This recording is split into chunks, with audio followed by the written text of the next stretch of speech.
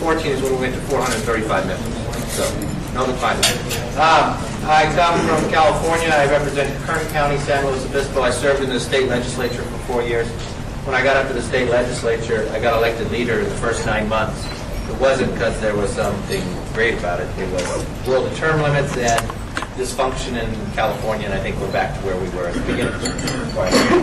Little brief couple things I have before you. I was going to talk about. I was chairman of the platform committee, first person to do that. You'd understand this better, but you know a lot better than I. A few things that we did different with the platform this time. Normally how you select a platform and how it works is it rotates between Congress, Senate, and governors. And that's why Boehner is chair of the convention, rotates that. So Boehner came to me, asked me to chair it. I didn't jump at it, but I said, if you want me to chair it, I will chair it for you. Because politically, it's no big win for someone chairing the platform committee. It's made up of 112 people, 2 people from every state plus the territories. And you do all your work the week before this convention. And, you know, Boehner's telling me was, I'll be on C-SPAN, a lot of people will watch. Okay, I was doing the platform during the Democrat convention. How many people watched? But when I sat back, what I did was, I went and studied the past platforms, because I'm a firm believer that structure dictates behavior. You either adapt to the structure or you leave it. And the structure, what they had in the past, I don't know if any of you ever read the platform. The last platform was more than 41,000 words. Okay? They mentioned George Bush more than 250 times. So I set a few goals out, and we named a senator, Senator Richard Burr from North Carolina, and we never had a governor, which I think the structure kind of worked better because Burr and I could work close together. We kind of just made it as a co-chair. So how do you go get information before you sit down to write a platform? You go out to the public, and you go to a town hall meeting.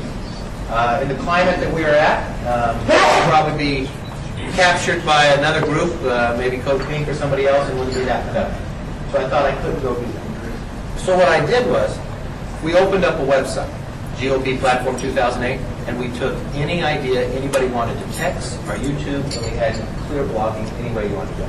Now, I will tell you, when I proposed this to those in the party, the big, everybody was scared to death. Because I know this is 1.0, but nobody in politics had ever wanted to do this. This would be unheard of. Someone would capture this. You'd get very vulgar stuff going on. I'll tell you, more than 96% of everything that went on got posted up. We took out for us.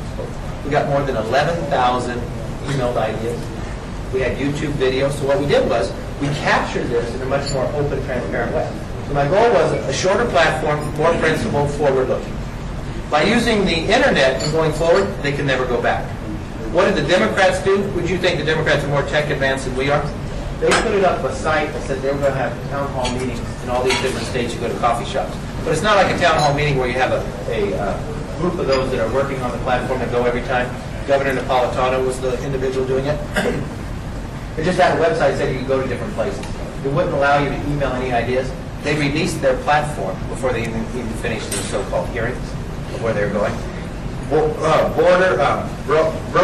in Washington Post, when he saw ours, he called Napolitano. He said, look what the Republicans are doing. They're much more open. She said, well, we're going to change it. We're going to put a new one up because they released theirs and we released ours. They never changed it. They never allowed people to go through. We took all these ideas, gave them to all 112 people. And then before we started, I took clips of the YouTube of ideas. We had people singing songs why English should be the official language. I mean, you had all sorts. You had from Newt Gingrich. You had all these different ones that to be able to go through it. So we showed those clips to everybody. So of the 112 people, they got all these different ideas. Now our goal was to make it shorter. We cut it in half, which is unbelievable. My other goal was I wasn't going to mention the nominee every time, 250 times, because I believe a party platform should be based on principles. And if you mention a nominee in one place and you didn't mention them somewhere else, does that mean the nominee cares about this issue more than the other? I just thought it caused conflict. So I mentioned them one time in the preamble, and I thought that was the appropriate place. Remember, the very first platform for the Republican Party was a page and a half. Where did we go from there? And so the idea was to get greater ownership.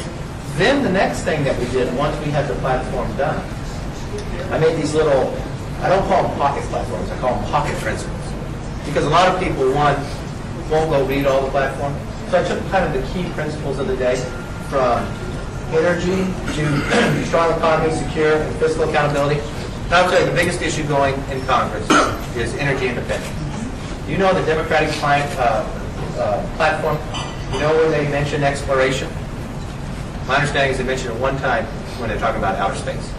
That's what it was. We have a direct contrast on how to say where we stand and where they stand. We directly talk about drilling. We talk about nuclear. We talk about how to get there. I think this will contrast be able to go forward. So we pass these out as well. I don't have enough for everybody here, but we'll pass some down the convention. Burr and I paid for them ourselves because we thought we were going to put it right out there. And our idea was, at the end of the day, change the structure where you open it up more, where you can't go back, where the platform continues to get open more and more, so there's more ownership. And then the next thing we're doing, we're putting the platform up on the website, and what we want to do, we want to go back and find any of the ideas that came through the 11,000 or the YouTube to link it, so you can see. Maybe that came from James Smith of Omaha, Nebraska. She had that. We put it right through. And we put the little widgets up, so if you wanted to have a poll and you wanted to keep it with you, live, updated all the time, so you could get into it, the idea of getting more people to give ideas. We tried to do as much as we could. And I think it was a great movement forward. Now, the other thing I want to talk to you about is the idea of the Republican Party actually going to office. I think one of